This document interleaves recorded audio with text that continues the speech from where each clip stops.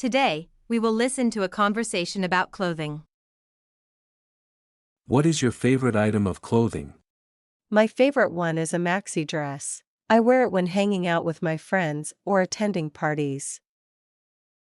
When did you buy it?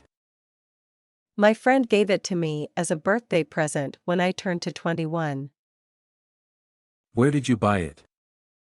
I had no idea where my close friend bought it. What color is it?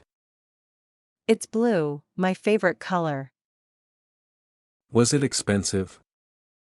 Yes, I guessed. Why do you like it?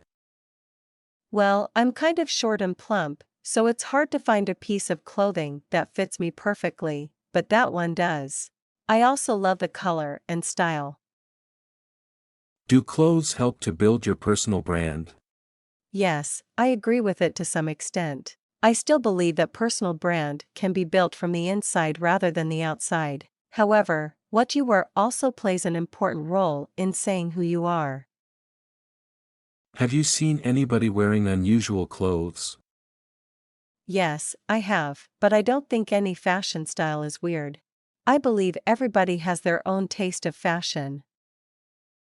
How has your fashion style changed recently?